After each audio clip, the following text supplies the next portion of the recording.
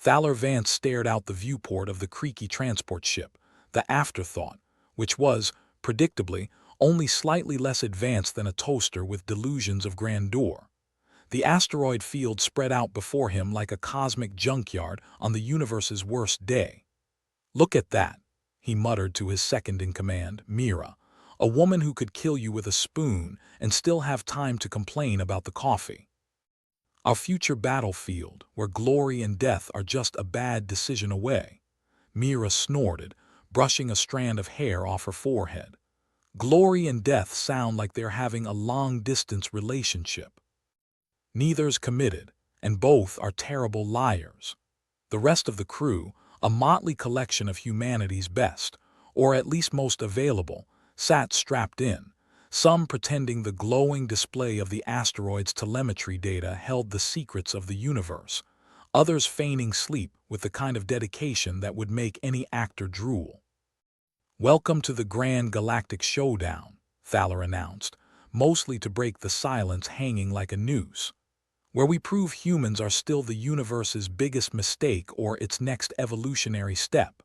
The ship lurched as it entered the asteroid's orbit, rocking like a drunk on a roller coaster. Thaler grabbed a handhold, shooting a glance at the pilot, who had the confident demeanor of someone who could crash into a star and say it was planned all along. "Easy there, Jax," Thaler drawled, his voice cooler than the space outside. "I'd like to play the hero on solid ground, not scattered across several asteroids." "Sure thing, boss," Jax replied. "Just letting the Afterthought stretch its legs." "Its legs are broken," Mira noted dryly, "and it's being held together by duct tape and wishful thinking." The hangar bay doors opened with a groan that suggested they were considering retirement. Thaler led the way out, the sound of boots on metal echoing through the cavernous space like the march of condemned men. The asteroid's surface was a bleak panorama of craters and jagged rocks, a place that made you appreciate a good cup of coffee and a lack of immediate mortal peril. "This is it, folks," Thaler said, sweeping a hand out like a real estate agent trying to sell a haunted house. "The latest and greatest in interspecies bloodsport," Mira chuckled, pulling on her helmet. "I've had worse vacations, and more pleasant deaths," Thaler countered.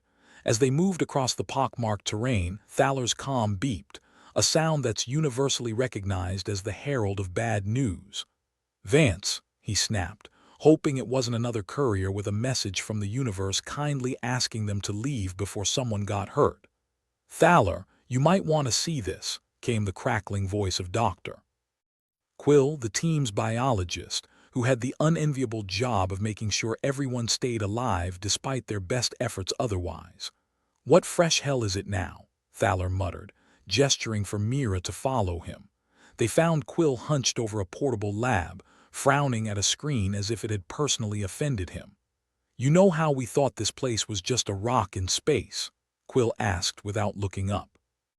"Yeah, and I still say it's a strong contender for the galaxy's least inspiring backdrop," Thaler replied. "Turns out it's not just a rock," Quill said, finally tearing his gaze away from the screen. "It's a rock with a side of cosmic weirdness." Thaler raised an eyebrow. "Elaborate, Doc." "Before I lose what little sanity I have left." Quill tapped a few keys, and a holographic projection flickered to life, showing what looked like floating spores, ethereal and deceptively innocent. "These little bastards are floating across the asteroid." "Spores?" Mira asked, a hint of incredulity in her voice. "We're in a fight for survival and you're worried about space pollen." "These aren't just any spores," Quill insisted, his voice taking on a grim edge. "They infect anything organic." "Oh, good," Thaler sighed.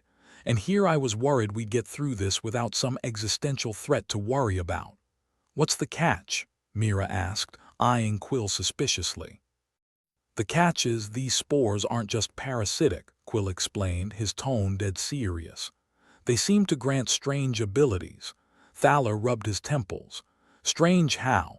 Like I can juggle flaming asteroids strange, or I see dead relatives giving me stock advice strange," Quill shrugged.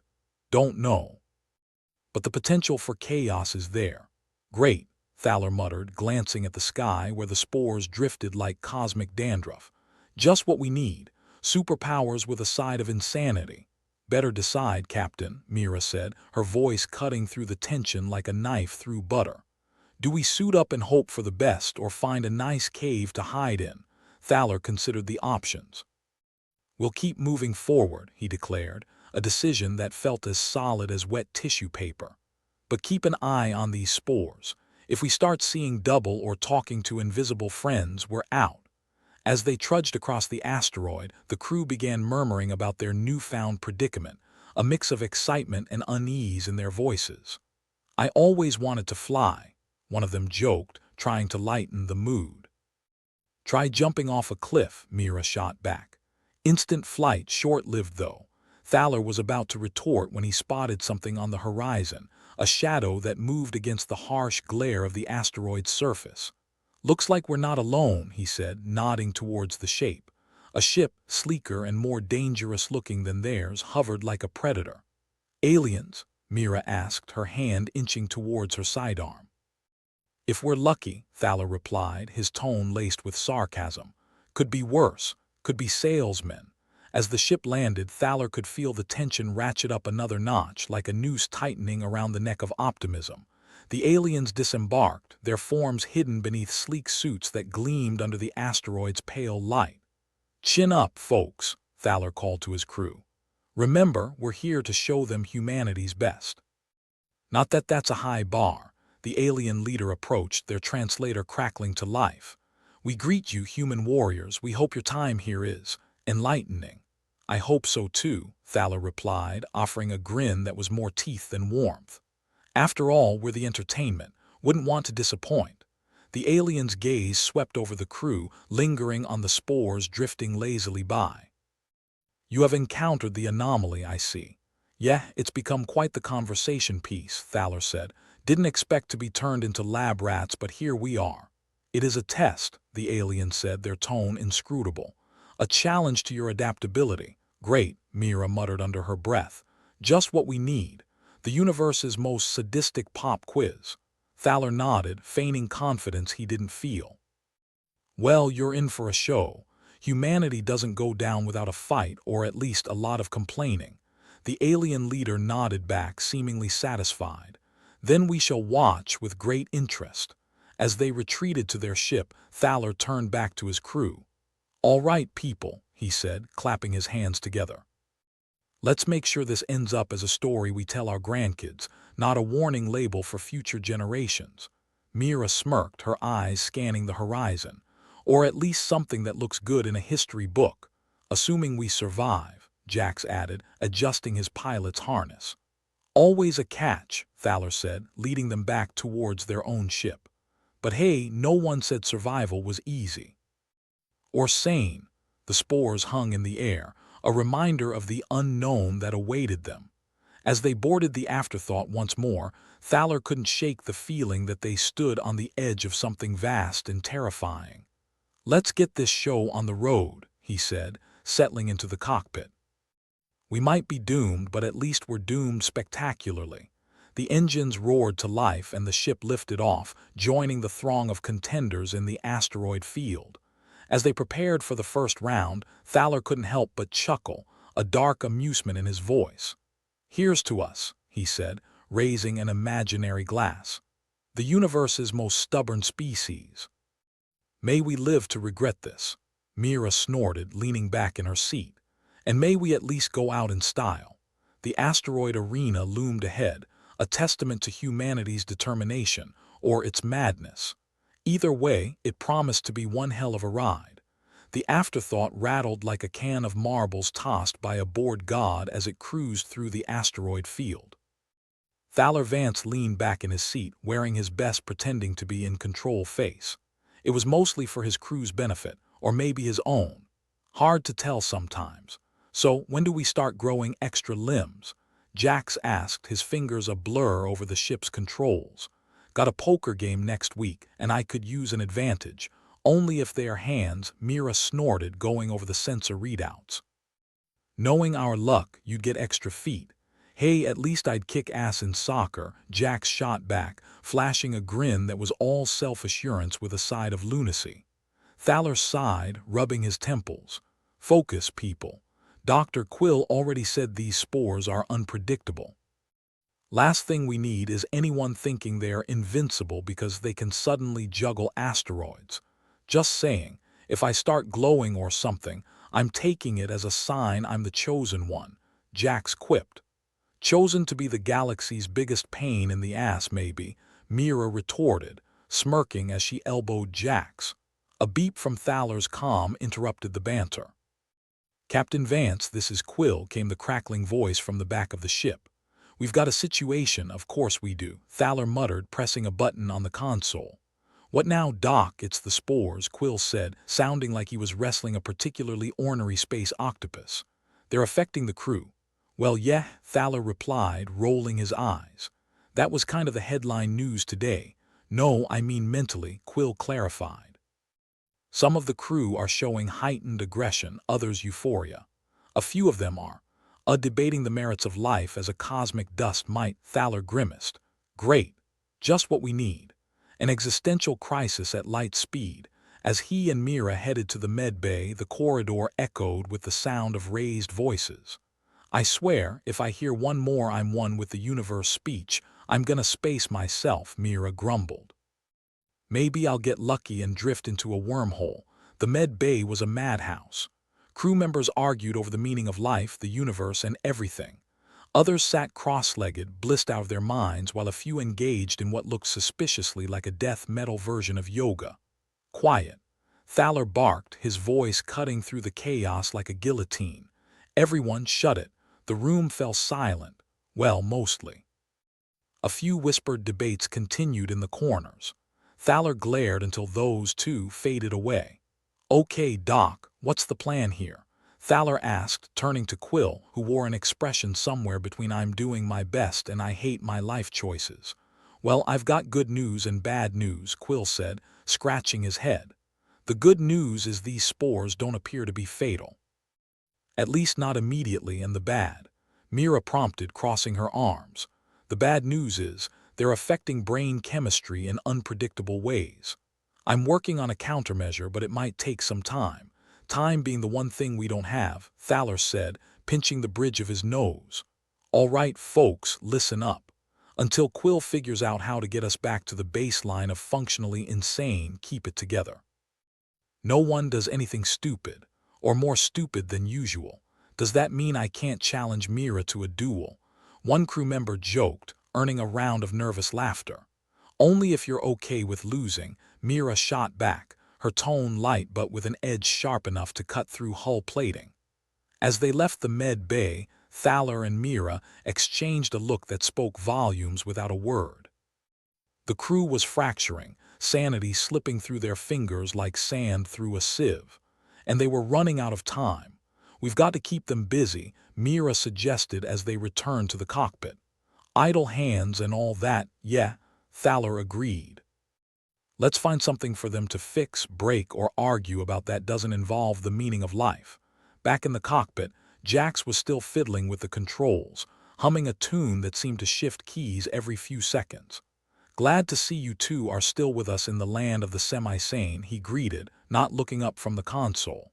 "Yeah, for now," Mira replied, taking her seat. "Captain's orders, keep everyone busy." "Got any bright ideas?" Jax thought for a moment, then smirked. "How about a scavenger hunt? Find the most ridiculous thing on this rock. Winner gets a bottle of something strong." "Works for me," Thaler said, leaning back with a grin. "Keeps them out of trouble and maybe we'll find something useful, or at least entertaining." "Right," Mira said, activating the comm system. "All right, crew, listen up. New mission, find the weirdest, most bizarre item on this asteroid. The weirder, the better. There's a prize for the winner. There better be a prize for the loser too," a voice crackled back over the comm. "Like not getting sent on this fool's errand again."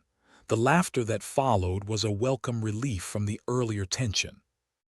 As the crew disembarked once more, the afterthought's engines hummed with renewed purpose, or maybe just the threat of imminent disaster. Thaler watched them go from the ship's ramp, Mira at his side. Think this'll hold them together? He asked, not entirely sure if he was asking her or himself. Long enough for Quill to work his magic, Mira said, voice filled with a pragmatism that was both comforting and utterly terrifying. Or for us to come up with another half-assed plan. Good old half-assed plans, Thaler mused, peering at the horizon. They've brought us this far. Yes, and if we're lucky, they'll bring us right back to where we started, Mira replied, the irony not lost on either of them. As the crew spread out across the asteroid, Thaler tried not to think about how each of them could be seconds away from becoming unpredictably enhanced or hopelessly confused. Either way, it was going to be one hell of a report to file if they ever made it back to civilization. Mira nudged him with her elbow. Hey, look on the bright side. At least this isn't boring. Yeah, he agreed, chuckling despite himself. Wouldn't want to go out with a whimper. The crew returned in dribs and drabs, each with their own curious finds, strange minerals, alien tech fragments, and one unfortunate soul with a rock that looked suspiciously like a cosmic cow pie. Congratulations, Thaler announced, surveying the motley collection of oddities. You've all proven that our collective sanity is overrated. Mira held up a small, pulsing orb that glowed an unsettling shade of purple. And the prize for most bizarre goes to whoever brought this. That would be me, piped up Leela, one of the more optimistic members of the crew. Found it near what I think was an old crash site. Well done, Thaler said, handing her a bottle with a label so faded it might as well have been written in hieroglyphics. Here's to your continued health, or at least survival. As Leela was lifted onto the shoulders of her fellow crew members, the atmosphere lifted, the spores momentarily forgotten. It was a small victory, but Thaler knew how important those could be. They were the only kind they usually got. Think we bought Quill enough time? Mira asked as they packed up for the return trip. Let's hope so, Thaler replied, watching the crew's antics with something almost resembling affection. Otherwise, we might have to start taking applications for a new ship psychologist. As they lifted off from the asteroid, the afterthought rattled and groaned in protest, but held together. For now. The spores still floated around them, a silent reminder that their problems were far from over. All right, folks, Thaler said over the ship's intercom. Let's get back to work. Or at least, let's pretend we're working while we wait for Quill to save our sorry hides. Got it, Captain, Jax called, guiding the ship back into the tumultuous embrace of the asteroid field. Thaler settled back into his seat, the weight of the situation pressing down like a gravitational well. The crew was holding together for now. It was a precarious balance, but it would have to do. As the afterthought continued its dance among the asteroids, Thaler allowed himself a small, cynical smile. They were still in the game against all odds, and in the grand galactic scheme, that was something. Here's to not going gently into that good night, Thaler murmured, toasting the universe with an imaginary glass of something strong and probably illegal. Mira shot him a sideways glance, her expression a mix of exasperation and amusement. You know, Thaler, if we do make it out of this, we should write a book. It'd be one hell of a bestseller. Yeah, Thaler chuckled, shaking his head. We'll call it How Not to Explore the Galaxy, a guide by Earth's least qualified, and we'll dedicate it to all those out there who think space travel is glamorous, Mira added, grinning. With that, the afterthought surged forward into the void, its course as uncertain as its crew's sanity. A ship of fools, lost in a sea of chaos but still sailing, still fighting. And maybe, just maybe, that was enough. The afterthought shuddered, a groan reverberating through the ship that suggested it was less of a mechanical marvel and more of a stubborn old mule refusing to go one more step. Thaler Vance, the captain, sat in the cockpit, staring at the control panel as if sheer willpower could prevent the whole thing from falling apart. Spores or no spores, life was a cosmic joke, and the punchline was always the same. You're screwed. In the back of the ship, the crew was gearing up for their trial by fire, or rather, trial by arena, which was slightly more civilized but just as deadly. Thaler couldn't help but wonder if this was what his military recruiter had in mind when they'd promised, see the universe, meet interesting alien species. Mira, practical to a fault and never one to mince words, was checking over the weapons with a focus that suggested she'd rather be anywhere else, like a vacation resort on a planet with lifeguards instead of life-threatening situations. "Hey, you think if we survive this, the next alien encounter will be a diplomatic one?" Mira asked, sarcasm hanging in the air like the odor from Jax's socks. "Sure," Thaler replied, leaning back in his chair and folding his arms. "And maybe we'll win the intergalactic lottery and retire on a moon made of gold." Jax sauntered in, twirling a spanner like a gunslinger ready for a showdown. "You two planning to brood this thing to death, or are we gonna actually fight? I've got bets that this'll be over before lunch, and I'd hate to lose my reputation as the crew's resident oracle." "Your reputation is safe, Jax," Mira said, not looking up. "It's everything else I'm worried about."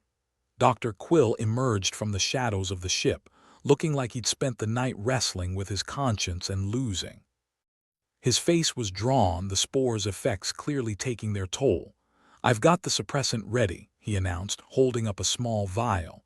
"It's untested, so you know the usual disclaimers apply, like it might kill us all." "Well, isn't that reassuring?" Thaler quipped. "Just once I'd like to hear 'don't worry, this will definitely work' without a hitch." "In this line of work," Jax chuckled, "you're more likely to hear whoops. Forgot to carry the two. Anyway, let's get this circus on the road before the clowns start juggling chainsaws." The arena was a hastily assembled pit on the asteroid's surface, its boundaries marked by salvaged ship parts and the occasional alien skull, a decor choice that was more rustic than inviting. Their opponents, two creatures that looked like someone had crossed a velociraptor with a blender, were already hissing menacingly from the opposite side. "Those things look like they skipped the salad and went straight for the steak," Mira observed, loading her weapon. "Hope they're not picky eaters." "Right," Thaler said, taking a deep breath. "Remember, stick together, cover each other's backs, and try not to die." "Solid plan," Jax grinned, cracking his knuckles. "Let's see if it lasts longer than a minute." The signal blared, a sound like someone stabbing a trombone to death, and the creatures charged. The crew's newfound abilities kicked in, adrenaline turbocharged by the spores. Thaler felt his perception stretch, time slowing as his mind raced faster than he could process. Mira darted forward, moving with a speed that defied her usual disdain for exercise. She slid under one of the creatures, her blade slicing upward in a neat, efficient motion. The alien screeched, more in indignation than pain, as it whipped around, fury glinting in its eyes. Jax, meanwhile, was practically dancing around the other creature, laughing like a man who'd just found a 50 in his old coat pocket. "Come on, you overgrown toaster, show me what you've got." As if understanding his taunt, the creature lunged, claws outstretched. Jax sidestepped, delivering a blow to its midsection that sent it staggering back, confusion written all over its scaly features. Dr. Quill, from the relative safety of the sidelines, was furiously scribbling notes. "Fascinating," he muttered to himself. "The spores are enhancing their reflexes and strength significantly. Not that it's doing wonders for their common sense, mind you." Thaler, meanwhile, was playing a delicate game of dodge and retaliate, keeping the creatures at bay while his brain ran a mile a minute. "You know," he shouted over the chaos, "I always thought arena fighting was for people with a death wish. Guess we're living the dream." "At least it's not boring," Mira shot back, ducking a claw swipe. "And here I thought our biggest challenge today would be finding a decent cup of coffee." The fight raged on, a blur of claws, sweat, and the occasional expletive. The spores were an incredible boost, but they came with a side order of madness that whispered promises of invincibility, dangerous lies that could get them killed. "Watch it, Jax," Thaler called, noticing the gleam in Jax's eyes that suggested he was getting too comfortable with his newfound powers. Jax grinned wildly. "Relax, Captain, I've got this covered." "Yeah, until you're covered in alien guts." Focus, Mira, ever the pragmatist, took advantage of the distraction. She launched herself onto one of the creatures, driving her knife into the base of its skull with a ferocity that would have made an assassin proud. The creature crumpled, twitching as its life force drained away. "One down," she panted, wiping sweat from her brow. "Let's finish the last one before it decides to invite friends." Jax nodded, the adrenaline rush subsiding just enough for clarity to return. The remaining creature, now wary and alone, circled them like a predator sizing up its prey, not realizing it was outnumbered and outgunned. The crew moved as one, an unspoken unity binding them. Thaler led the charge, drawing its attention while Mira and Jax flanked it. It was over in seconds, a flurry of motion ending with the creature collapsing in a heap. The arena was silent, save for the crew's heavy breathing. Thaler surveyed the scene, the adrenaline still buzzing beneath his skin. "Well, that was invigorating." "Yeah," Mira said, pulling her blade free. "And by invigorating, I assume you mean never doing that again." "Speak for yourself," Jax laughed, exhilarated.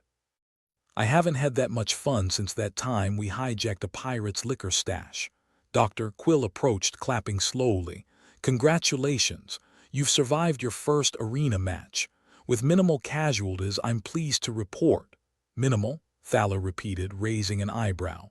"We literally just fought for our lives, Doc." "Exactly," Quill replied, deadpan. "Minimal casualties compared to what it could have been." Thaler shook his head, a wry smile on his lips. "Well, at least we know the spores aren't all bad, just mostly." Mira sheathed her weapon, looking around at their ragtag group. "So, Captain, what's next? More suicidal fun and games?" "Hell if I know," Thaler shrugged, the weight of command settling back onto his shoulders. "But whatever it is, we'll face it together. Or die trying."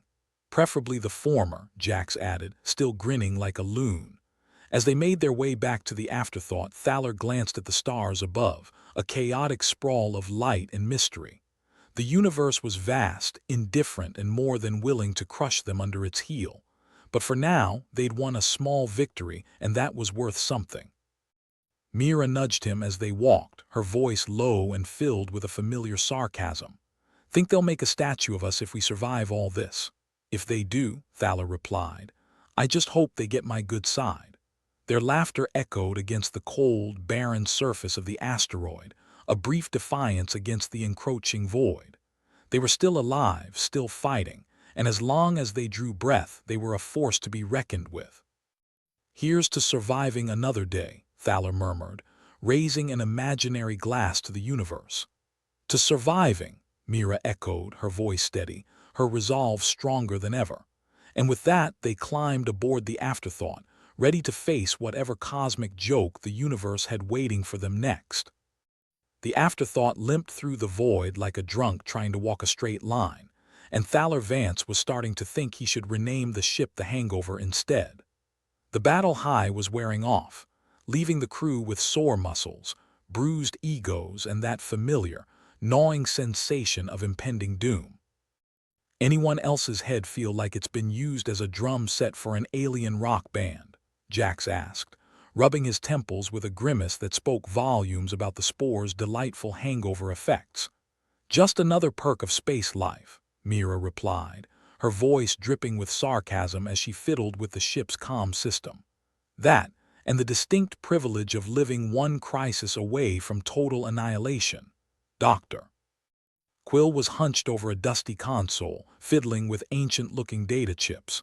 "And here I thought the spores were bad enough," he muttered, his fingers moving with the dexterity of someone who regularly misplaces his glasses on his own head. "I've uncovered something. Interesting. Interesting like a sale at a flea market, or interesting like we're all about to die?" Thaler asked, peering over Quill's shoulder. "Bit of both," Quill replied, holding up a data chip with a flourish. "I've found records of an old expedition. Seems our asteroid has a heart." "Great," Mira said, not looking up from her console. "We can serenade it with love songs when it kills us." Thaler raised an eyebrow. "Heart? Are we talking metaphorical, or is there an actual beating mass in there?" "Not literal," Quill clarified, inserting the chip into the reader.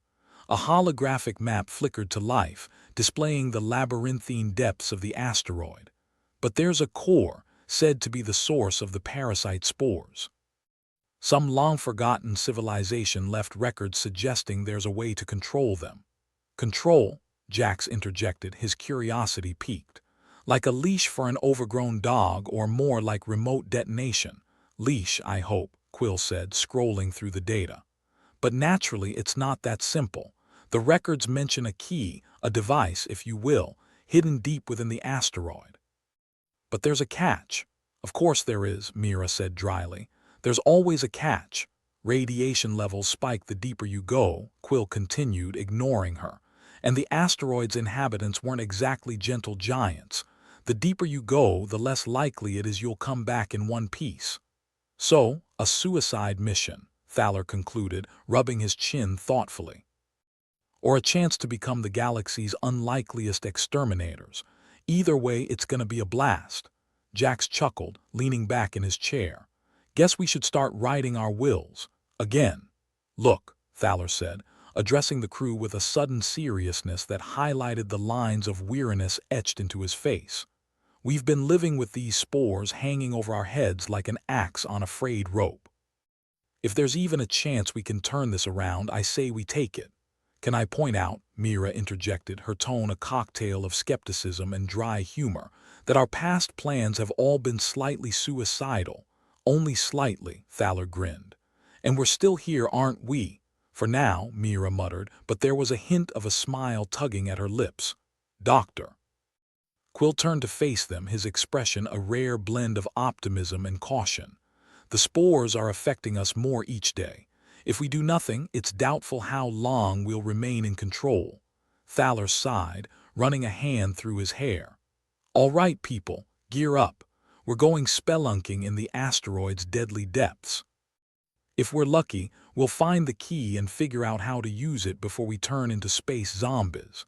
Jax punched Thaler's shoulder, a wolfish grin spreading across his face. It's always the quiet little rocks that have the best surprises, huh? Like Christmas presents, Thaler said, nodding. The kind that explode. As the crew prepared for their descent, a sense of grim camaraderie filled the air, an unspoken understanding that they were about to tango with their own mortality. The spores had been a cosmic prank played on them, an invisible jester pulling strings they couldn't see. They suited up, checking oxygen levels and calibrating their weapons. Mira strapped on her equipment with the precision of someone who'd, long ago, accepted the universe's tendency to hand out raw deals. I imagine the brochure left out the part about potential death by alien spores. I'm sure it was in the fine print, Thaler replied, adjusting his helmet. Right next to, by the way, everything's trying to kill you. The hangar bay opened, and they descended into the asteroid's gut, the ship's clunky lander groaning in protest like an old man getting out of bed. The path was narrow, littered with debris and shadows that danced mockingly in their lights. Jax's voice crackled over the comms.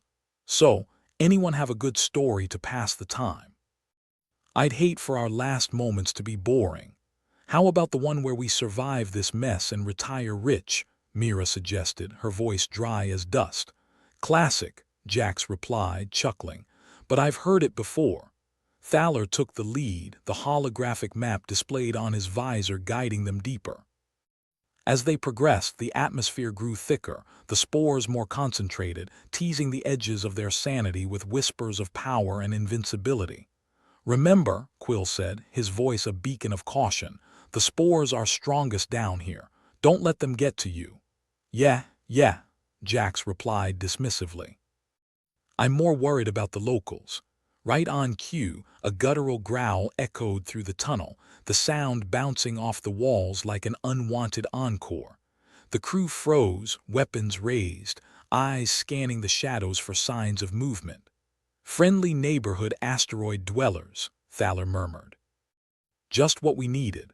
As if summoned by his sarcasm, figures emerged from the darkness, alien forms half seen, silhouettes cut from nightmares. They moved with a purpose, eyes glinting with the promise of violence.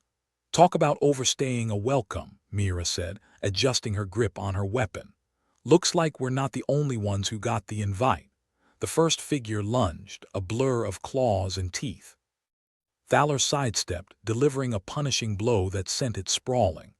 The fight was on, a chaotic dance of survival, the crew moving with the fluidity born of desperation and spore-enhanced reflexes. Jack spun, his laughter a sharp counterpoint to the madness. "You call this a greeting? I've had better welcomes from my exes." Mira dispatched an attacker with ruthless efficiency, her blade singing through the air like a battle hymn. "Focus, Jax. I don't want to have to explain to your mom why you didn't make it to dinner." More creatures poured in, their numbers seemingly endless. It was like fighting a tide, each wave intent on dragging them under. But the crew held their ground, their determination a shield against the onslaught. Quill, sticking close to the rear, was breathlessly issuing status updates. "Just a little further," he urged, his fingers white-knuckled around his weapon. "The core should be just ahead." "Assuming we don't get eaten first," Thaler grunted, dispatching another creature with a swift kick. "I'd like to avoid ending this adventure as a footnote." The battle stretched on, each second an eternity. But slowly, inexorably, they forced their way through, the creatures' numbers dwindling until finally they stood alone amidst the carnage. Breathing hard, Thaler checked the map, the path ahead clear. "All right, let's move before they realize we didn't RSVP." The core chamber was vast, a cathedral of rock and strange machinery, untouched by time. In the center, a pulsating mass of spores swirled with a malevolent light, the heart of the asteroid in all its terrifying glory. "Well," Mira said, her voice echoing in the cavernous space, "that's not ominous at all." Quill approached the mass cautiously, his eyes wide with scientific awe. "Incredible," he whispered, reaching out to touch the ancient control panel nearby. The panel lit up at his touch, a series of runes and symbols flickering to life. It was a language long forgotten, a series of instructions that promised salvation or ruin. Thaler stood beside him, peering at the controls. "All right, Doc, what's the plan?" Quill hesitated, his mind racing to decipher the meanings. "The key should be here," he murmured, tracing the symbols with a trembling finger. "If I can just—" He pressed a sequence, the room shuddering as the ancient mechanisms roared to life. Energy crackled, the spores responding like a living creature. Quill," Jack said, his voice edged with concern. "That's not a good sound." "Give me a second," Quill snapped, his concentration unbroken. "I'm almost there." With a final press, the control panel surged, a beam of light shooting into the core. The spores writhed, their malevolent whispers turning to screams of defiance. The ground trembled, the air charged with energy. And then, as suddenly as it began, it was over. The spores' glow dimmed, their influence retreating. The crew stood in silence, the weight of what they'd accomplished settling over them like a shroud. Thaler exhaled, a shaky laugh breaking the tension. "Well, I'll be damned." "It actually worked, more or less," Mira said, surveying the scene. "Let's just hope it lasts."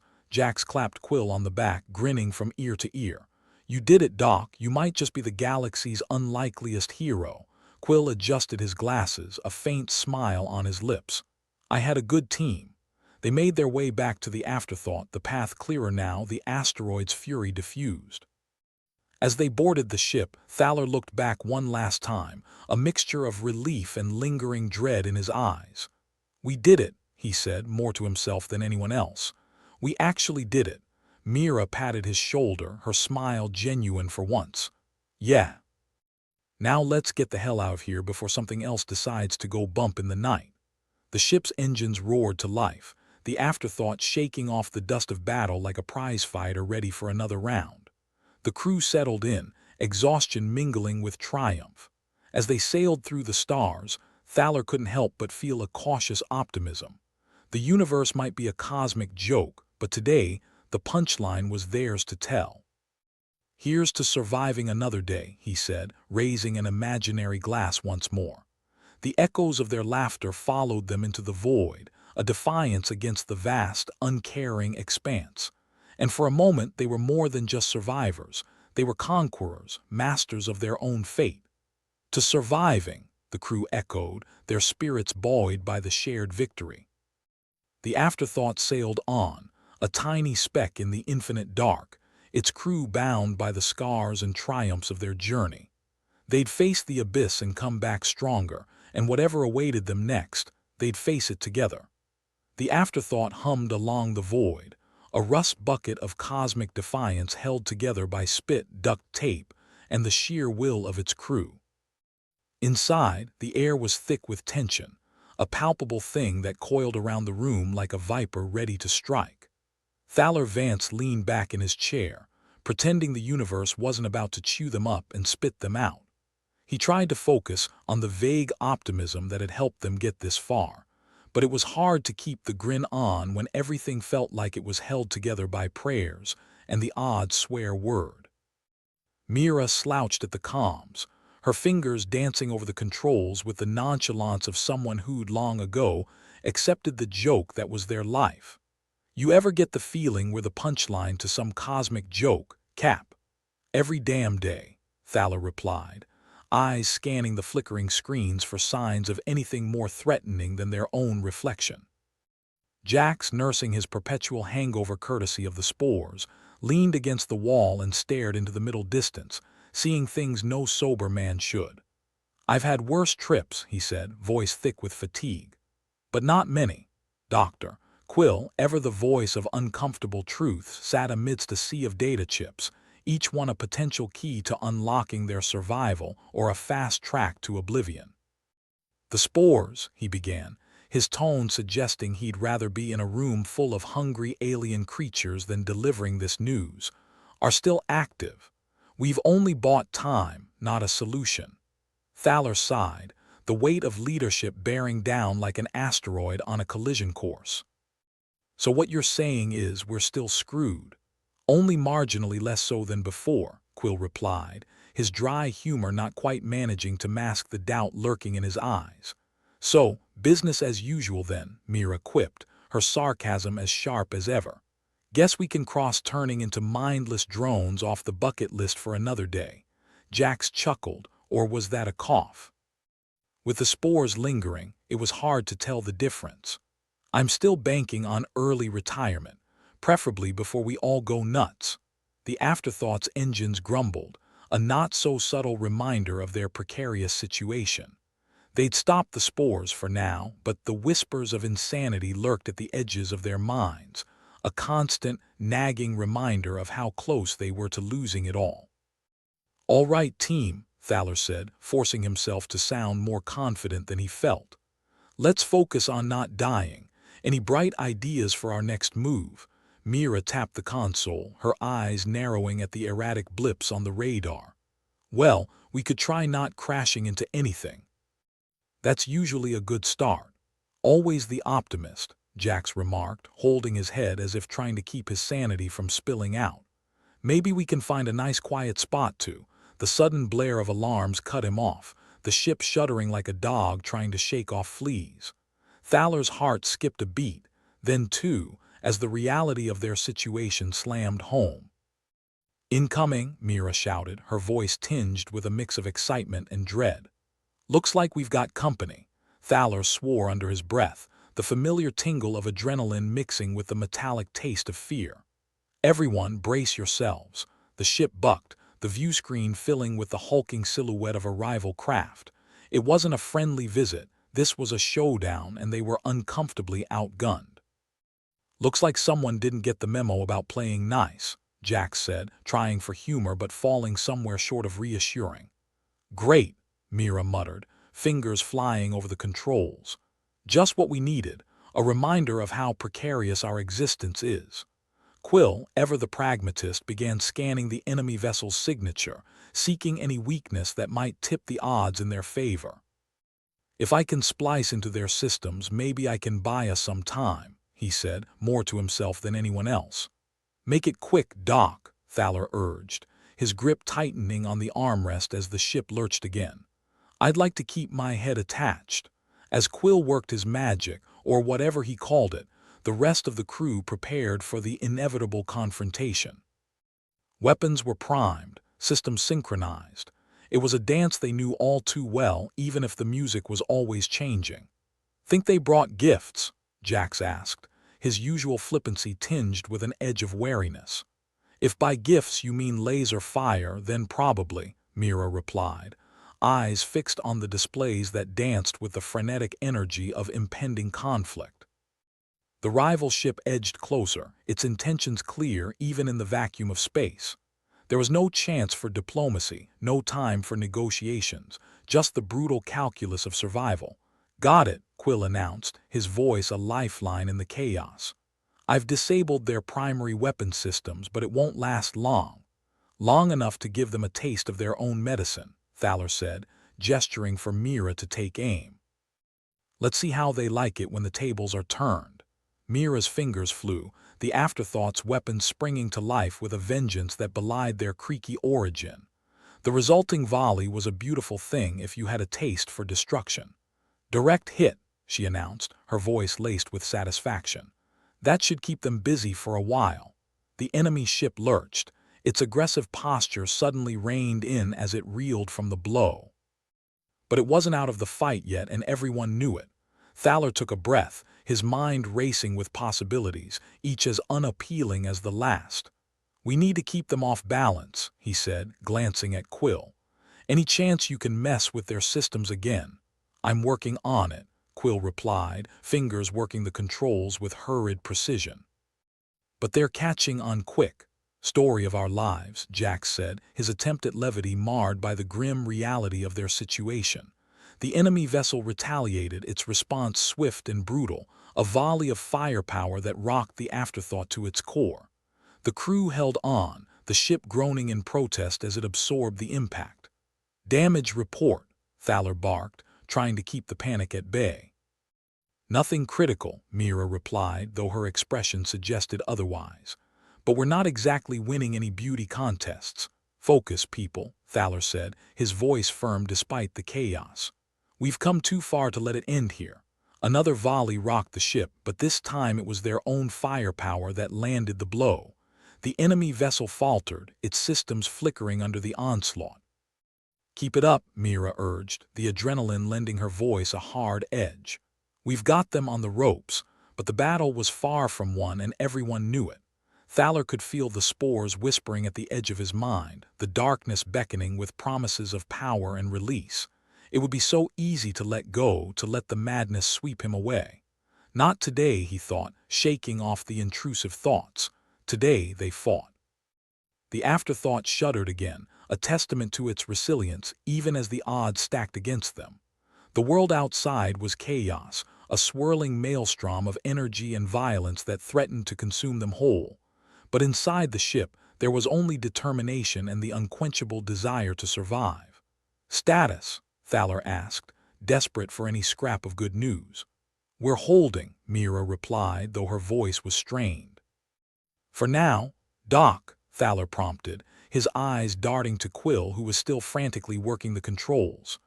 "I've managed to scramble their sensors," Quill announced, his triumph laced with exhaustion. "That should buy us some breathing room." "Good work," Thaler said, his relief tempered by the knowledge that it was only a temporary reprieve. As the enemy ship reeled, the crew seized their chance, pouring everything they had into one final, desperate assault. The resulting barrage was a symphony of destruction, their combined efforts striking true.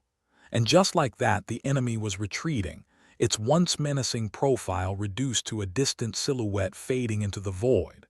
Victory, such as it was theirs.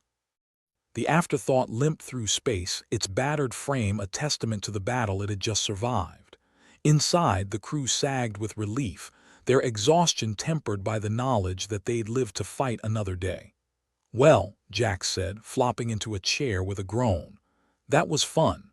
Who's up for round 2? "Pass," Mira replied, her fingers still twitching from the adrenaline. "I'd rather face an angry swarm of spores than do that again." Thaler leaned back, his grip on the armrests finally relaxing as the tension drained away. "We made it," he said, disbelief mingling with the hard-won satisfaction of survival. Quill adjusted his glasses, the frazzled scientist looking more like a weary soldier than a man of science. Barely, he said, rubbing his temples. But yes, we're still here. And that's what counts, Thaler said, a faint smile playing at his lips. Now let's get the hell out of here before something else decides to take a swing at us. The Afterthought's engines roared to life, the ship shaking off the dust of battle with a dogged determination that mirrored its crew. They'd faced the abyss, danced with madness, and come out the other side, scarred but unbroken. As they drifted away from danger, Thaler couldn't help but wonder what new trials awaited them. But for now, they'd earned their respite, however fleeting it might be. Here's to surviving another day, he said, raising an imaginary glass in salute. The crew echoed his sentiment, their laughter chasing away the shadows that lingered at the edges of their minds. And for a brief, shining moment, they were more than survivors. They were a family forged in the fires of adversity, united against a universe that seemed determined to tear them apart. Whatever the future held, they'd face it together, armed with little more than snark, stubbornness, and the unyielding refusal to give in. To surviving, they chorused, their voices a defiant challenge to the cosmos. The Afterthought sailed on, a battered vessel with a crew as resilient as the ship they called home. They'd weathered the storm, and whatever lay ahead, they'd face it as they always had, together, with a grim smile and a joke at the ready. And maybe, just maybe, that was enough.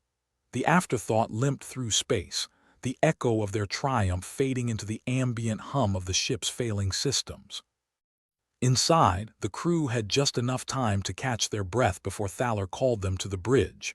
If the universe ever gave them a break, it was only to lull them into a false sense of security before it kicked them in the teeth again. "All right, people," Thaler began, standing with the posture of a man whose legs had been replaced with wet noodles. "We need to get our sorry asses into that asteroid. The spores are only going to make things worse, and I don't want to find out what's on hangover level 2. Sounds like a party I don't want an invite to," Jax muttered, massaging his temples as if that might squeeze out the last dregs of euphoric insanity the spores had gifted him. "What's the plan, Captain?" Mira asked, her eyes still locked on the comms, half expecting another unwelcome guest to pop up on the radar. God knew they were popular these days. "We head into the asteroid's depths and find the source of these spores.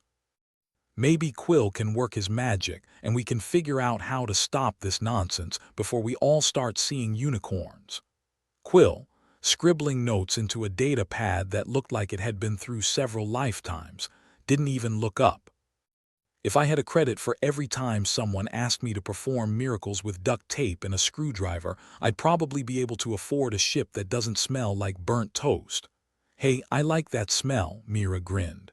"Reminds me of breakfast." "See, Quill." Thaler clapped a hand on the doc's shoulder, nearly causing him to drop the pad. "That's the spirit. Keep that optimism up." Quill rolled his eyes. "Optimism is just a fancy word for denial." "I'm a big fan of denial," Jax added. "It's what gets me out of bed every morning." With a plan as solid as wet tissue paper, Thaler led his ragtag group towards the ship's hatch, leaving the Afterthought in the hands of whatever passed for autopilot these days. Its creaking complaints were a symphony of protest as they prepared to descend into the asteroid's waiting maw. "Remember," Thaler said as they started their trek through the ship, "the key here is not to die. We've had our fun with that for today." Mira snorted. "If I had a credit for every time you said that, I could retire and leave all this behind." Thaler made a sweeping gesture that encompassed the rusting bulkheads, the dimly flickering lights, and the vague sense of impending doom. "Who wouldn't want to stay? Keep dreaming, Captain," Mira said as they reached the airlock. "One day someone's going to offer us a deal we can't refuse, like a new ship or a one-way ticket to a planet that doesn't try to kill us." "Let's focus on the not dying first," Quill reminded them, always the bearer of harsh reality. The airlock cycled with a wheeze and a groan, and soon they were descending into the asteroid, a mismatched squad of cynics and survivors, ready to face whatever horrors lay in wait. The asteroid's interior was a labyrinth of jagged tunnels, lit by the eerie glow of bioluminescent spores clinging to the walls like sinister constellations. They cast long shadows that danced with every movement, creating a symphony of unsettling shapes.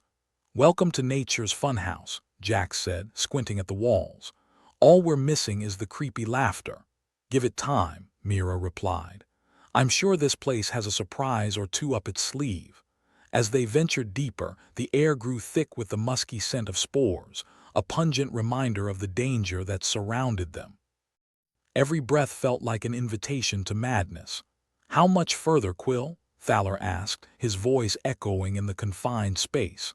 "According to this," Quill waved the data pad, its screen flickering with schematics, "we should be getting close. The source seems to be just ahead." "Good," Thaler said, glancing around warily. "The less time we spend in here, the better." As they rounded a corner, the tunnel opened into a cavernous chamber, dominated by a tangled mass of twisting vines pulsing with an ominous glow. At its center was a crystalline structure, shimmering with an unnatural light. "Well, isn't that just the prettiest death trap you ever did see?" Mira commented, eyes wide. "Looks like we found the source," Thaler said, his voice tinged with unease. The crystalline structure was mesmerizing, its facets catching the light and casting brilliant, hypnotic patterns across the chamber. It was beautiful in a way that made Thaler deeply uncomfortable. "Doc, what do you make of it?" he asked, stepping cautiously towards the structure. Quill approached, his expression a mix of awe and apprehension. "It's incredible. The spores seem to be emanating from this crystal, feeding on the energy it generates." Jax leaned in, squinting at the crystal. "So let me get this straight. We need to either destroy it or figure out how to use it so we don't end up with permanent brain fog." "Essentially, yes," Quill said, frowning. "Destroying it might stop the spores, but it could have unforeseen consequences. If we can harness it, well, that's a different story." "Sounds like a plan made in hell," Thaler said, scratching his chin. "But it's not like we have a lot of options." "Can you rig something, Quill?" Mira asked, her gaze shifting nervously around the chamber. "Something that won't blow us to kingdom come." Quill nodded, albeit hesitantly. "Yes, I think so. But I'll need time." "Time's something we're short on," Thaler reminded him. "Then I suggest you make sure nothing interrupts me," Quill replied, already setting up his equipment around the crystal. As Quill worked, the rest of the crew kept a wary eye on the surrounding tunnels. The air was thick with tension, every sound a potential threat. "So," Jack said, breaking the silence, "anyone else feel like they're being watched, or is that just the spores talking?" "Probably both," Mira replied. "I'd say let's hope for the best, but we all know how that usually turns out." "Optimism," Thaler said with a wry grin, "is just another way the universe sets us up for disappointment. And yet we keep falling for it," Jack said, shaking his head. Minutes stretched into what felt like hours as Quill toiled away, his focus unyielding despite the ever-present threat of annihilation. Finally, he stepped back, wiping sweat from his brow. "I think I've done it. This should allow us to control the energy flow and suppress the spores." "Should?" Mira asked, raising an eyebrow.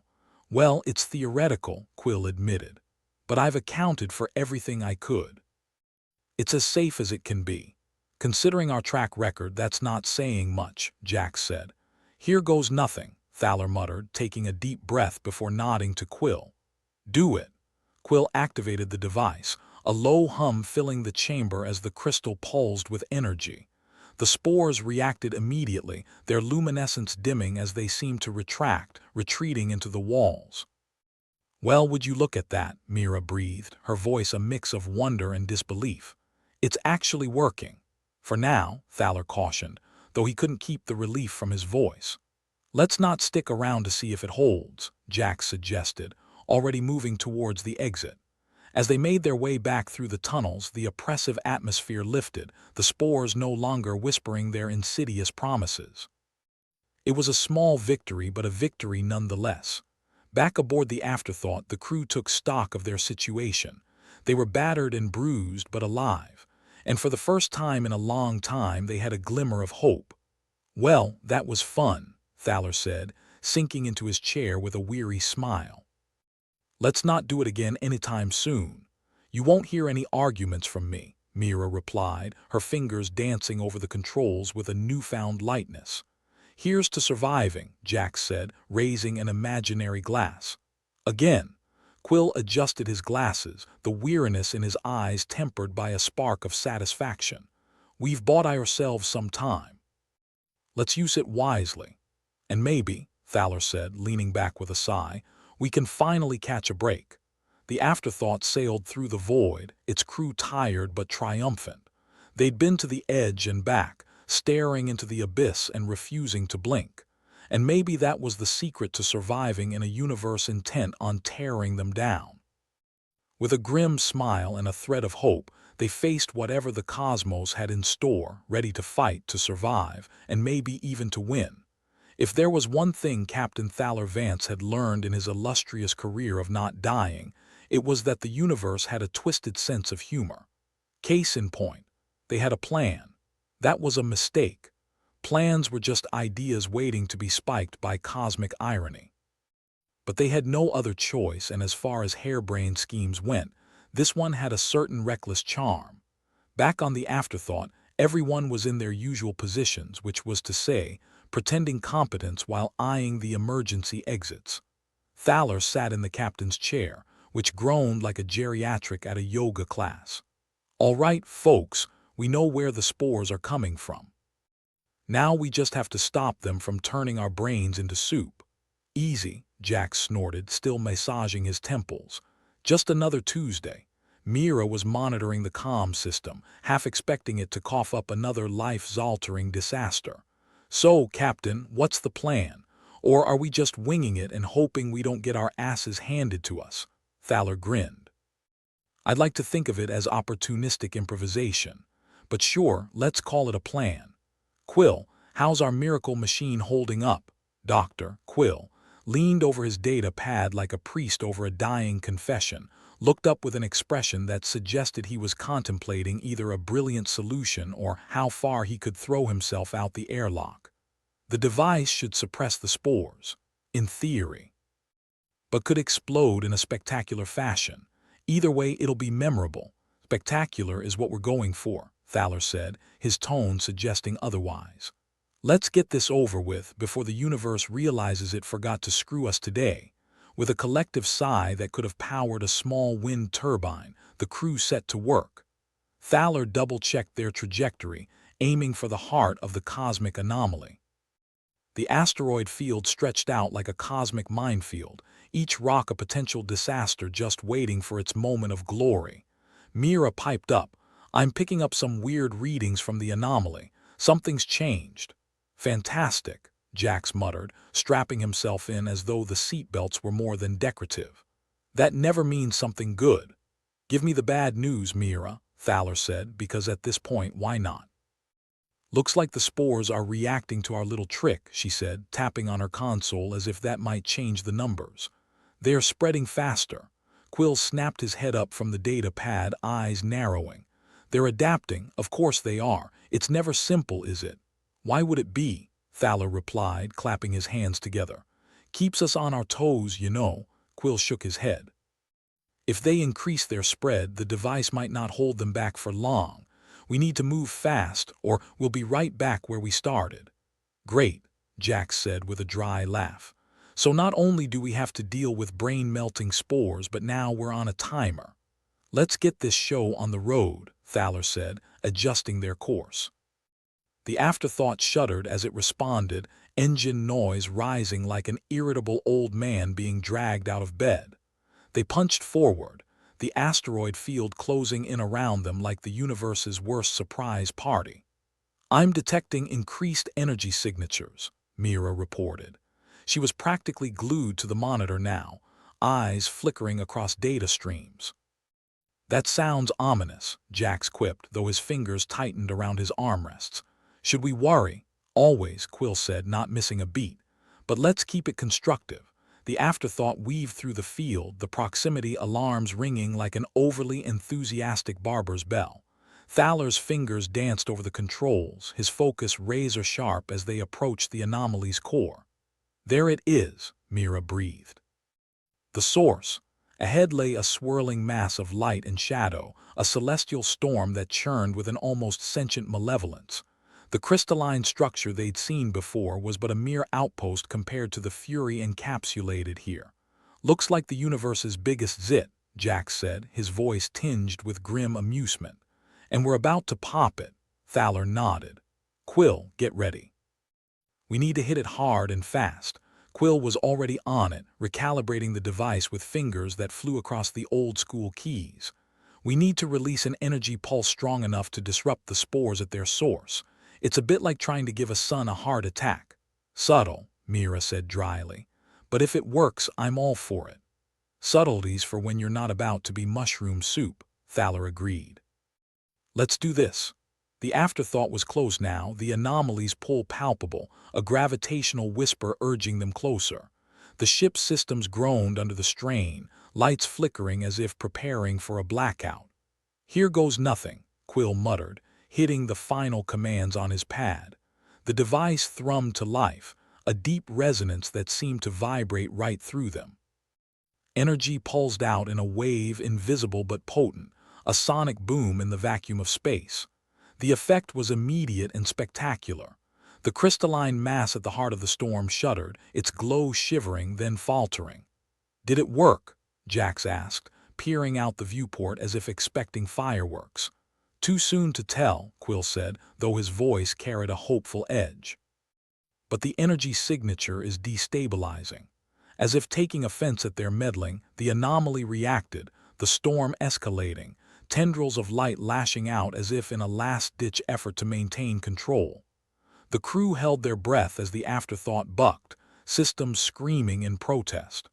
"Hold her steady," Thaler shouted, wrestling with the controls as the ship threatened to veer off course. Mira was a blur of motion, fingers flying over her console. "We've got incoming energy spikes. Brace yourselves." The ship lurched, alarms blaring, and the crew grabbed onto anything solid as the anomaly responded like a wronged deity. For a moment, it seemed they might be torn apart, the cosmos finally getting its due in karmic retribution. But then, just as suddenly, the storm began to recede. The tendrils of light pulled back, the churning mass slowing as if the anomaly had finally run out of fight. "It's working," Quill exclaimed, disbelief and relief mixing in his voice. "The spores are retracting. We've disrupted their equilibrium." Jax let out a whoop, the sound somewhere between triumph and hysteria. "Well, I'll be damned. We might just live through this." Thaler didn't relax until the afterthought steadied, the storm settling into a subdued calm. The anomaly's energy signature had dropped significantly, the once voracious spores now dormant. "Looks like we did it," Mira said, letting out a breath she hadn't realized she'd been holding. "We actually did it." Thaler couldn't help but laugh, the sound a rough bark of disbelief. "Against all odds, the universe didn't manage to kill us today. I might even start considering this optimism thing." Quill was already back to his data pad, logging the events with methodical precision. "It's a temporary fix, but it's bought us time. We've cut off their power source. And maybe saved our brains from turning into scrambled eggs," Jax added. "That's always a bonus," Thaler agreed, settling back in his chair with a sigh of relief. "We're not out of the woods yet, but it's a start." The afterthought hung in the stillness of space, the cosmos around them finally quiet, as if the universe itself had paused to take a breath. It was a rare moment of peace, and they savored it, each in their own way. "So, what now?" Mira asked, breaking the silence. "Now," Thaler said with a grin that bordered on manic, "we regroup, repair, and figure out what the hell to do next. We've got a universe to navigate after all. No rest for the wicked, or the stupid," Jax said. "Especially the stupid," Thaler replied, chuckling. "But hey, you all did good out there. We might just be getting the hang of this." "As long as we don't get used to it," Mira said. "I like my expectations low and my surprises pleasant." With systems stabilizing and the immediate threat neutralized, they set course for the nearest station, where they could patch up the afterthought and themselves. It wasn't the end, but it was a beginning, and that was more than they dared hope for. As the ship sailed through the void, the crew shared a moment of camaraderie, the kind forged in the fires of shared peril and barely averted disaster. They'd faced the abyss and hadn't blinked, and in the grim darkness of space that felt like victory enough. "Here's to not dying," Thaler toasted, lifting an imaginary glass once more. "And to whatever comes next," Mira added. Quill simply nodded, content in the knowledge that, for now, they were alive. And in their world, that was a triumph worth celebrating. With the afterthoughts course set and the crew settling into a semblance of normalcy, they looked forward to whatever came next with equal parts dread and hope. Because in a universe like theirs, tomorrow was both a promise and a threat. And so they sailed on, ready to face whatever cosmic joke awaited them in the days to come. The afterthought limped through space, her hull pockmarked like an old boxer's face. Thaler Vance leaned back in the captain's chair, feeling every bit as battered as his ship. His crew had cheated death again, and would probably live long enough to regret it. But for now, they'd earned a moment's peace. Or whatever passed for peace in this God-forsaken universe. "Well, that was a riot," Jack said, loosening his seatbelt and stretching like a cat who'd just gotten away with murder.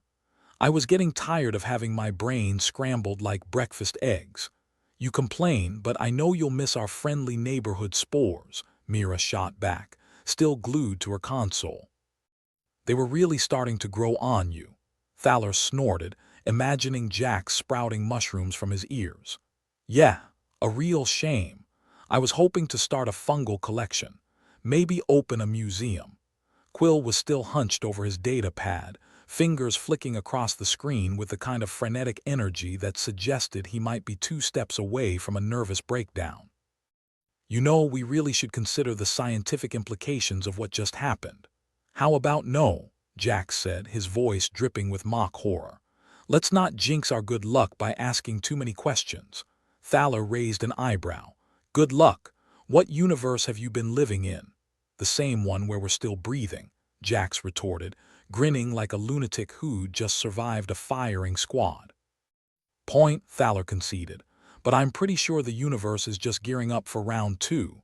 Mira turned from her console, her expression a mix of skepticism and grudging respect. "We actually did it, didn't we? Shut down the spores, at least for now." "Yeah, and lived to tell the tale," Thaler said, shaking his head in disbelief. "Not bad for a bunch of misfits on a spaceship that's one power surge away from a retirement home."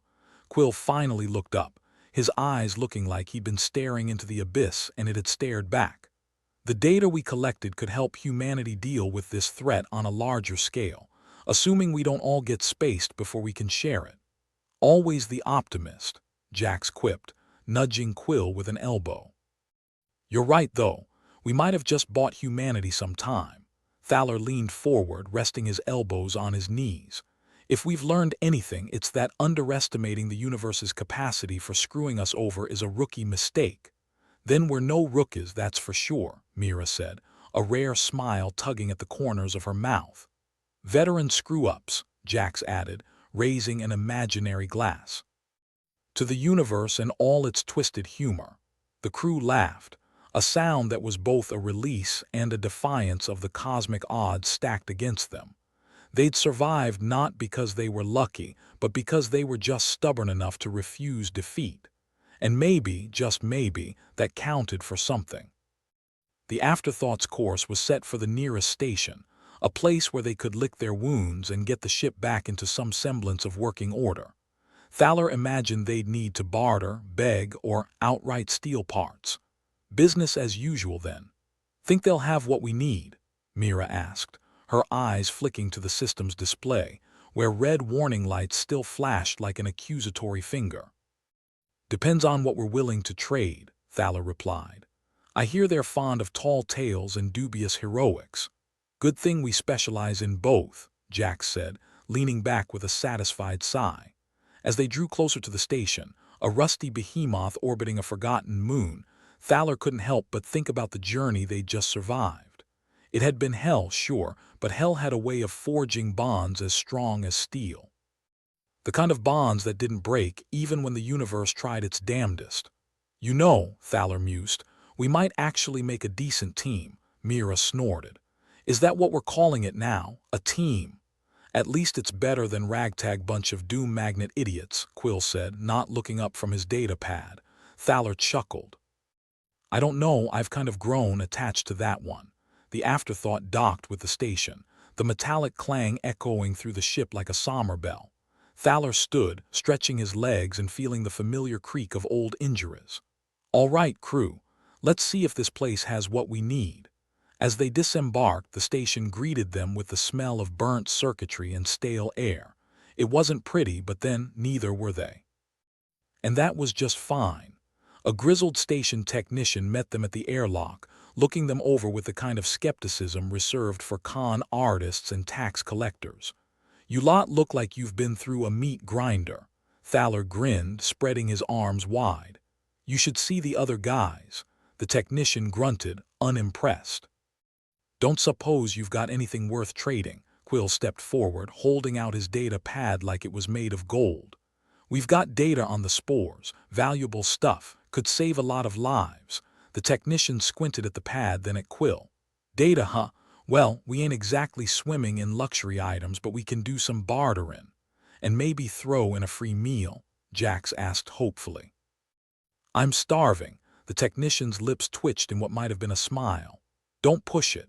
As negotiations got underway, Thaler took a moment to survey the station.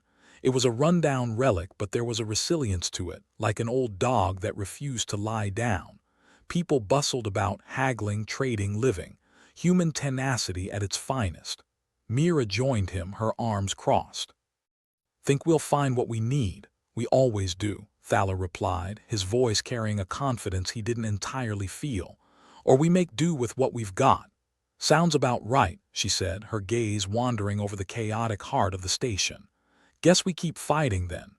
Guess so, Thaler agreed, feeling the weight of the universe's expectations settling back onto his shoulders. But this time it felt a little lighter. Eventually Jax returned, looking unreasonably pleased with himself. Got us a deal. They'll patch up the afterthought and we might even get a few hot meals out of it. Thaler clapped him on the back. See, you're not just a pretty face. Never was, Jax said with a wink. But I've got charm for days. With their immediate needs addressed, the crew settled in to wait. It was a strange feeling, having time to breathe without the specter of imminent death hanging over their heads. They weren't sure what to do with it, so they did what came naturally, wasting it. Quill hunched over a station terminal, exchanging information with the locals. Mira and Jax found a makeshift lounge, where they promptly began a game of cards using rules that seemed to change every 5 minutes. Thaler stood apart, watching them with a mix of pride and exhaustion. This was his crew, and for better or worse they were in this together. They'd faced down the void and won, at least for now, and that was worth a hell of a lot. You look like you've got the weight of the world on your shoulders, said a voice from behind him. Thaler turned to see a woman in a grease-stained jumpsuit, her hair pulled back in a no-nonsense bun. Just another day in paradise, he replied with a half-smile. She nodded, glancing at the afterthought through the viewport. She's seen better days. Haven't we all? Thaler said, crossing his arms as he regarded his ship. But she's got a lot of fight left in her. The woman chuckled. Funny, that's what they say about the human race. Always getting knocked down, but never staying down. Stubbornness is kind of our thing, Thaler agreed, the conversation lightening his mood. What about you? This place keeping you busy? Always, she said, her gaze distant. There's always something that needs fixing, but we manage. Sounds like everywhere else, Thaler said. But you know, it's the small victories that keep us going. She nodded, a hint of a smile playing on her lips. And the occasional miracle.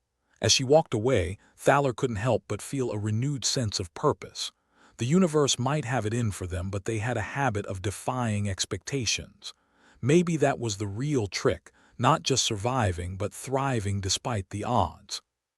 Returning to his crew, he found them in the midst of a heated debate about the rules of their card game. Mira was gesturing wildly, Jax was laughing, and Quill was trying to referee with limited success. Looks like a productive meeting, Thaler observed, taking a seat beside them. Just settling some creative differences, Mira said, throwing her cards down with a flourish. Jax leaned back, a twinkle in his eye. "We're all winners here," Quill snorted. "Speak for yourself. I'm pretty sure you're cheating." "Life's a game, my friend," Jax said with a shrug. "And sometimes you've got to play dirty." "Words to live by," Thaler said, feeling a strange contentment settling over him. "You know, for a bunch of misfits, we're not half bad." "High praise," Mira said, her sarcasm tempered by genuine appreciation. "Let's not get comfortable," Quill warned, though there was a hint of a smile on his lips. "We've still got a lot of work ahead." "Yeah," Thaler said, his gaze turning back to the viewport and the vast expanse beyond. "But for now, let's enjoy the calm before the next storm." They shared a moment of silence, the kind that only comes from shared struggles and the deep understanding that they were all in this together. The universe would keep throwing challenges their way, but they'd face them head-on, come what may. "So," Jax said, breaking the silence with a mischievous grin, "what's the plan when we're back in action?" Thaler shrugged, feeling the weight of the future pressing down on him again. "We keep doing what we do best. Surviving, thriving, and occasionally sticking it to the universe." "Sounds like a plan," Mira said, raising her imaginary glass once more. "To us," Quill added, raising his own in kind. "And to whatever cosmic joke comes next," Jax finished, sealing the toast with a nod. With that, they settled into the easy camaraderie of those who faced the darkness and refused to let it win. The afterthought might be battered and they might be weary, but they were still here, still fighting. And in the end, that was what mattered most. Thaler leaned back, watching his crew with a sense of pride he rarely allowed himself to feel. They were more than just survivors. They were a testament to humanity's indomitable spirit. And as long as they had that, they'd never truly be beaten. With a final look at the station outside, Thaler allowed himself a brief, genuine smile. Because in this vast, uncaring universe, they'd carved out a place for themselves. A place where hope, humor, and a healthy dose of irreverence would see them through, come what may.